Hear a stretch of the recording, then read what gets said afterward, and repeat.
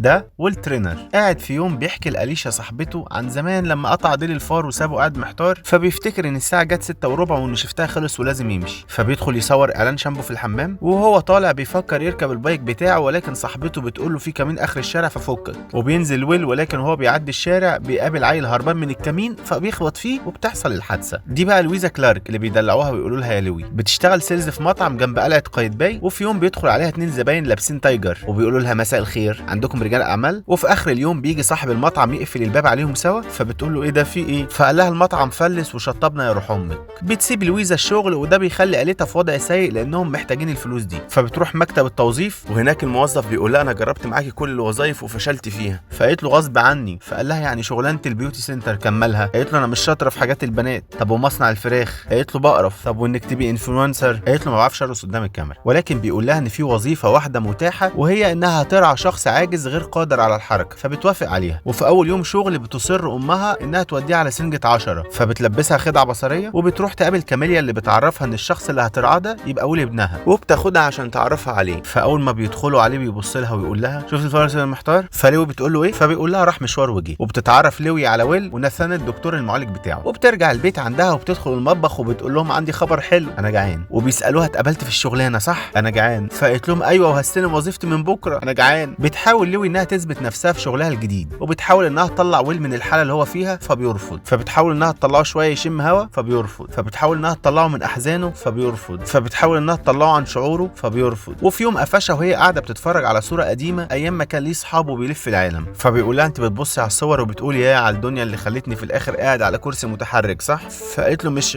قال لها قولي ما تتكسفيش. قالت له صح بس هنكر. وفي يوم بعد ما لوي خلصت جمع الحطب عشان تولع في نفسها كالعاده، بتدخل على ويل ولكنها بتتفاجئ ان ويل عنده ضيوف، وبتكتشف ان روبرت صاحب ويل الانتيم ارتبط بإليشا الاكس بتاعت ويل، وانهم جايين يبلغوه بالخبر، وبيقوم ويل مكسر صوره القديمه كلها بعد ما مشيوا بسبب غضبه من اللي حصل. فبتروح لويزا تحكي لباتريك البوي فريند بتاعها عن اللي حصل، فبيقول لها ما شيء طبيعي، يعني انا لو اتصبت اصابه زيه هل هتفضلي مرتبطه بيا؟ ما كده هتنفصلي عني. قالت له اكيد لا، يعني ده انت باتريك حبيبي.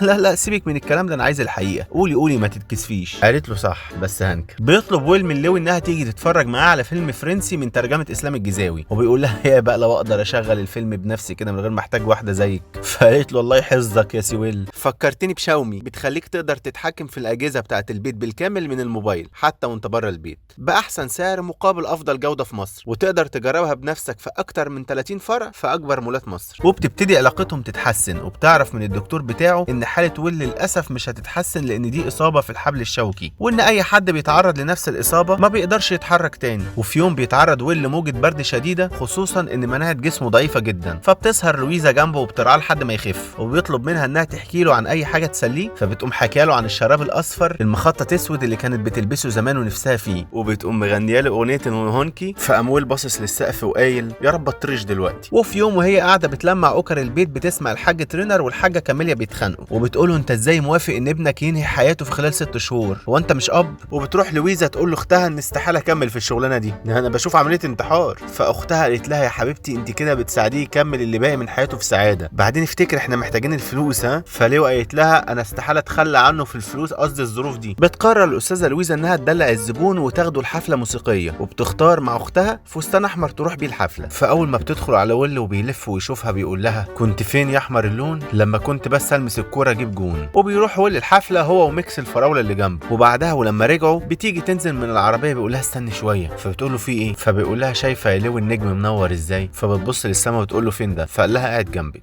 بتطلب لوي بعد كده من ويل انه يجي عيد ميلادها عشان يشوف عيلتها وصاحبها باتريك، فقال لها ده عشان حابين يتعرفوا عليا؟ قالت له لا ده عشان شاكين في اخلاقي وعايزين يعرفوا انا بقضي كل الوقت ده مع مين. وبيروح يتعرف على باباها ومامتها، وبيدخل على جدها وبيقول له ازيك يا انا جعان. وبيجي باتريك يتعرف على ويل وما بيعجبوش الطريقه اللي لوي بتعامله بيها، وبتيجي تورته عيد ميلاد لويزا وبيبتدوا يدوها هدايا عيد الميلاد. وبيقوم ويل بيقول لها انا كمان جايب لك هديه في شنطتي ممكن تفتحيها. وبتروح لويزا تجيب هديتها وبتقوم فاتحه العلبه وبتتصدم لما بتشوف الهديه وما بتصدقش، وبتقول انا هطير من الفرحه انت ازاي عرفت تجيب لي الهديه دي؟ بجد انت عرفت منين بشجع بروسيا؟ ده فريق المفضل ده. وبيغير باتريك من هديه ويل وبيديها هديه عيد ميلادها، وبيقول لها دي معموله هاند ميد مخصوص عشانك. فبتقول له ميرسي والله يا حبيبي. فقام جدها قال هو عيد ميلاد جميل وكل حاجه بس انا جعان. بتبتدي حياه ويل تتغير للاسعد، وبيبتدي اهله ولويزا يحسوا انه سعيد. ولكن في يوم ورغم السعاده دي بتكتشف لويزا ان ويل ما رجعش في كلامه ولسه مكمل في اجراءات الموت الرحيم وانهاء حياته. وفي يوم بتدخل عليه تقول له يا اسطى هناكل ايه؟ قام قايل لها انه قرر انه هيروح حفل زفاف صاحبته وانتيمو. فلوي بتقول له يعني صاحبك الانتيم هيتجوز حبيبتك القديمه، انت بقى هتروح بصفتك ايه؟ فقال لها عامل مشترك.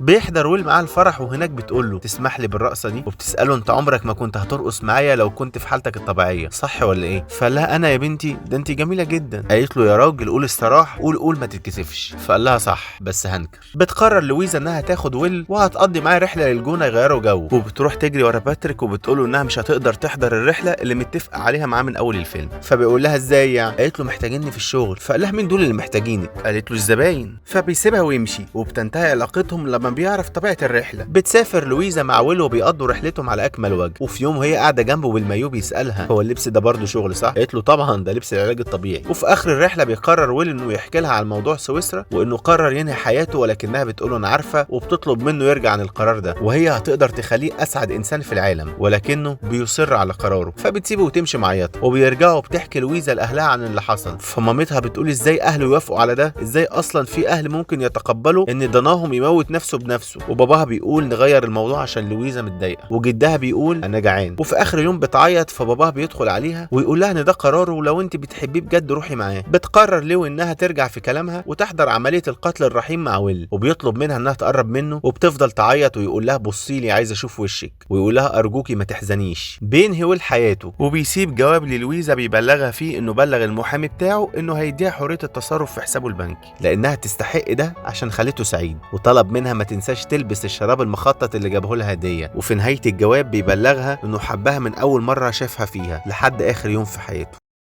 الفيديو ده برعاية شاومي اللي تقدروا تتابعوا صفحاتهم الرئيسية على الفيسبوك وعلى الانستجرام عشان عندهم مفاجأة كبيرة الفترة الجاية. وما تنسوش تعملوا لي فولو عشان تتابعوا الفيديوهات الجديدة. سلام.